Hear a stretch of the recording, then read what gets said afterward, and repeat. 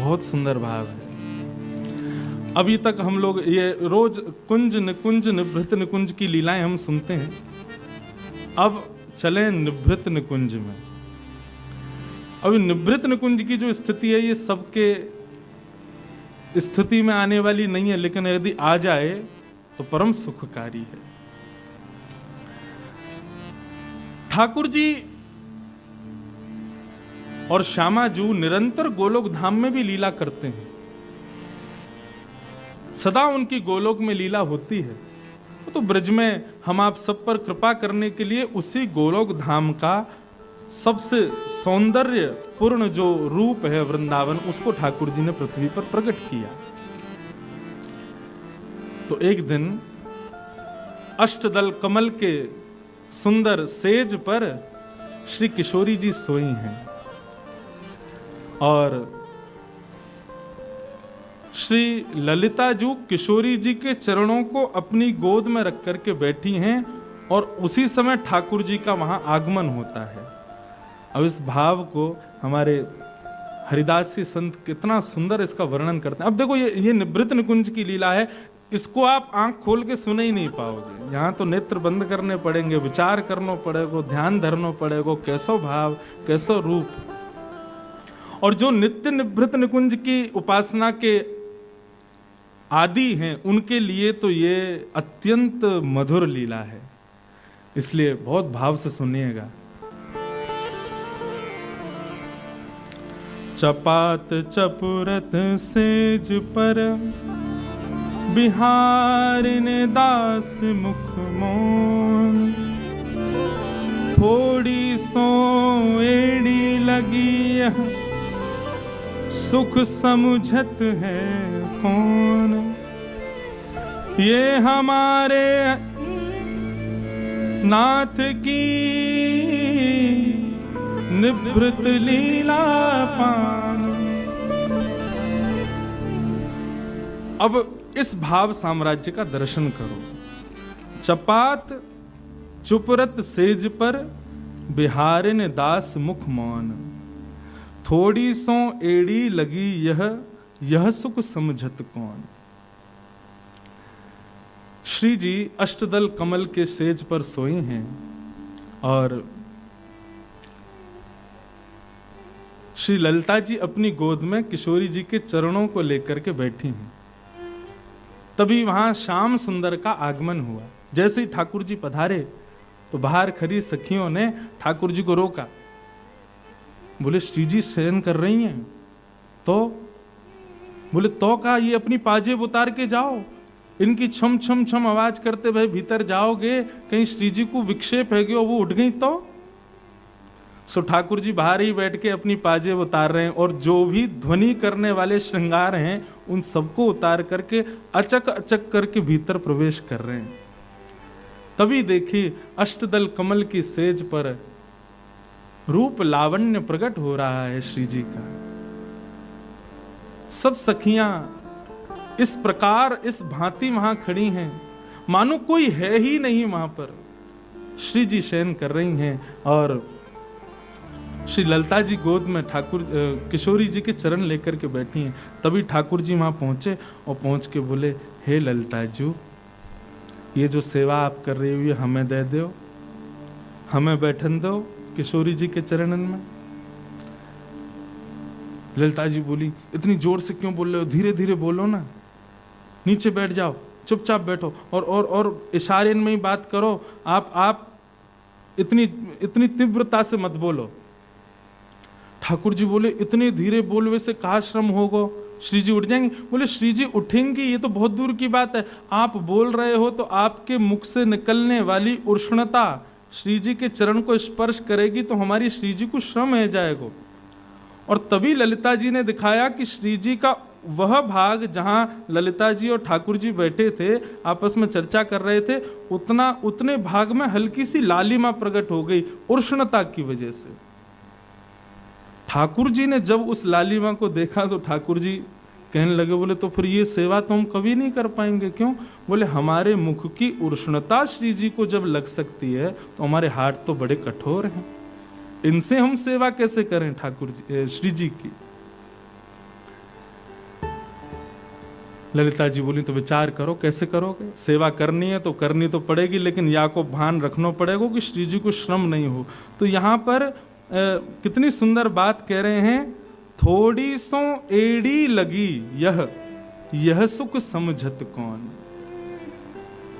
ये हमारे वृंदावन का वो रस भाव है जिसमें सबको प्रवेश नहीं है। थोड़ी से एड़ी लगी, किशोरी जी की एड़ी लग रही है ठाकुर जी की थोड़ी से। कैसे लग रही है? तो ठाकुर जी किशोरी जी के चरणन की सेवा करना चाहें, लेकिन कैसे करें? हाथ से स्पर्श करेंगे तो श्रम है जाएगा। तो ठाकुर जी मन में विचार करने लगे, हमारे पूरे अंग में सबसे कोमल अंग कौन सा है? तो ठाकुर जी अपने एक एक अंग को स्पर्श करके देख रहे हैं। हाथन को देख रहे हैं, नासिका को देख रहे हैं, कानन को देख रहे हैं। यहाँ पे भी थोड़ी निष्ठुरता तो है। सब ठाकुर जी को लग रहे हैं कि सब श्रम कराएंगी, तभी ठाकुर जी सब जगह स्पर्श करते हुए अपने गालन को स्पर्श करें। हाँ, ये थोड़े कोमल हैं। यदि ललिता जी आप आज्ञा दो तो मैं अपने गालन से श्री जी के चरण दबाऊं। तब ललिता जी आज्ञा देती हैं और श्याम सुंदर अपने गालों से श्री जी के चरण दबा रहे हैं। और जब अपने गालों से श्री जी के चरण दबा रहे हैं, तब श्री जी की एड़ी ठाकुर जी की ठोड़ी का स्पर्श कर रही है। और इस भाव साम्राज्य का स्मरण करके भगवत रसिक जी महाभाव दशा में प्रवेश कर रहे हैं। हमारे श्याम सुंदर ऐसे ठाकुर जी किशोरी जी के चरणों में पलोटते हैं। ये गाना बहुत आसान है। देखो दुरो वह कुंज कुटीर में परो पलोटत राधिका पायन, लेकिन कैसे? ऐसे। हमारी श्री जी इतनी नाजुक हैं, इतनी सुकोमला हैं कि ठाकुर जी अपने हाथन से भी चरण दबावे में घबरा में, अपने गालन से किशोरी जी के चरण दबा में। हमने बहुत चित्र देखे हैं, लेकिन ऐसा चित्र ना देखो जहां में ठाकुर जी अपने गाल से किशोरी जी के चरणन को स्पर्श कर रहे हो। और चित्र भी ऐसा होना चाहिए कि थोड़ी किशोरी जी, ठाकुर जी की थोड़ी किशोरी जी की एड़ी से स्पर्श करे। ऐसे भाव साम्राज्य में ठाकुर जी किशोरी जी की सेवा कर रहे हैं और सब सखियां देख देख करके अति आनंदित हो रही हैं। तभी श्री जी के जैसे नेत्र खुले, तभी कहा देखो ठाकुर जी धीरे से अचक से किशोरी जी के चरण पकड़ करके अपने गालन से किशोरी जी के चरणन को दबा रहे हैं। किशोरी जी रोकन लगी ठाकुर जी, अरे अरे श्याम सुंदर ये कहा कर रहे हैं? तब ललिता विशाखा आदि सब सखियां सब आनंदित हो गई और सब गान लगी। कल लाल जी के विवाह उत्सव में भी ये पद गायो, आज पुनः वह भाव को गाएं। सब सखियां गा रही हैं, ठाकुर जी किशोरी जी के चरणन में बैठ रहे हैं। किशोरी संकोच कर रही हैं, लाल जी कहा कर रहे हो? सब सखी कह रही अरे करन दो। बोले क्यों? प्यारी को खिलौना गिर धरला, प्यारी को खिलौना गिर धरला, प्यारी को खिलौना गिर धरला, प्यारी को खिलौना गिर धरला, प्यारी को खिलौना गिर धरला, प्यारी को खिलौना गिर धरला,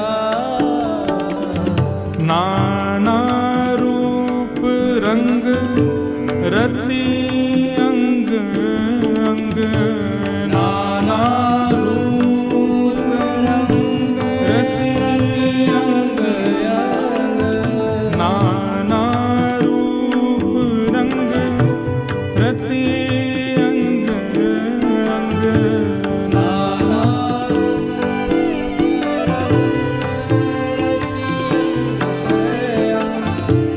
अति रस रसिक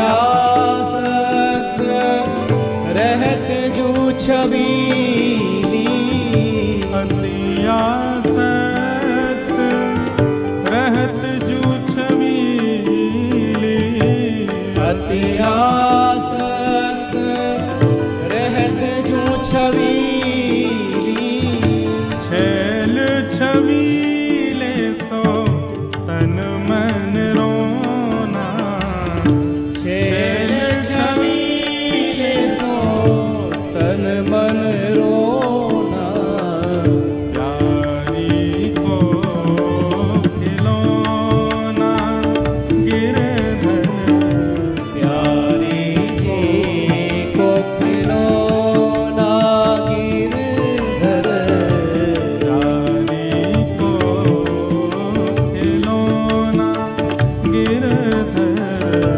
प्यारी को खिलौना गिरधर, सरस लाडली लाल ख्याल को, सरस लाडली लाल ख्याल को, सरस लाडली लाल ख्याल को, सरस लाडली लाल ख्याल को, काहू परत पगोना, काहू परत पगोना, काहू परत पगोना, काहू परत पगोना, प्यारी को खिलौना गिरधर, प्यारी को खिलौना गिरधर, प्यारी को खिलौना गिरधर, प्यारी को खिलौना गिरधर, नाना रूप रंग रति अंग अंग, नाना रूप रति अंग, प्रतियति रस रसिक सलोना, अति रस रस रसिक सलोना, प्यारी को खिलौना गिरधर, प्यारी जो को खिलौना गिरधर, प्यारी को खिलौना गिरधर, प्यारी जो को खिलौना, प्यारी जो को खिलौना। ऐसे श्याम सुंदर नाना रूप धारण करके नाना भावों से किशोरी जी की सेवा में आसक्त होते हैं। हम लोग सब सेवा करते हैं, परंतु हमारा भाव रहता है जिसमें हमको सुख मिले ऐसे ठाकुर जी सेवा करवा में, जिसमें हमको अच्छा लगे, हमारे यहाँ दर्शनार्थी आए उनको जैसा सुख लगे, हम ऐसे ठाकुर जी को तैयार करें, ऐसे उनकी सेवा करें। यह सेवा का भाव नहीं। हम जिन ठाकुर जी की सेवा कर रहे हैं वो प्रसन्न हैं कि नहीं, इसका भाव होना चाहिए। अब आज सुबह राधा बाग में हमारे लाल जी हिंडोला झूलने गए, तो पहले आप सब लोग सर्वेश भैया वगैरह धीरे धीरे झूला झुला रहे। अब इनको ये भी लग रही होगी लाल जी महाराज जी के हैं, कहीं हम जोर से झुलाएं, कोई डर नहीं जाए। लेकिन ज्यों हमने पकड़ी तो हमने तो खूब जोर से झुलाए, और आप नहीं होते मैं और जोर से झुलाता हूँ। क्यों? अब उसमें किसी का भाव नहीं, हमारा भाव ऐसा। हम पहली बार हिंडोला लेके आए ठाकुर जी को, तो दास के जन्मदिन पे लगभग वर्षा ऋतु रहती है, तो हिंडोला उत्सव होता है। तो सब लोग धीरे धीरे झुला झुला के ठाकुर जी को गए। रात में जब सब चले गए, मेरी बारी आई। तो मैं और एक भैया बैठे और मैंने पकड़ के डोर जोरते झुलाई, तो वो मुझसे बोले महाराज जी ने धीरे, लाल जी डर जाएंगे। मैंने कहा वो तो हम चाह ही रहे हैं कि डर जाएं। बोले क्यों? मैंने डरेंगे तो कम से कम यों से यों तो होंगे, अरे नेक धीरे झुला, डर लग रहा हो मोको, नेक कछु बोलेंगे तो सही, घबराएंगे तो सही, कहीं घबरा के सही कछु बोलेंगे तो। आप लोग मत करिए ऐसो, भाव की बात है।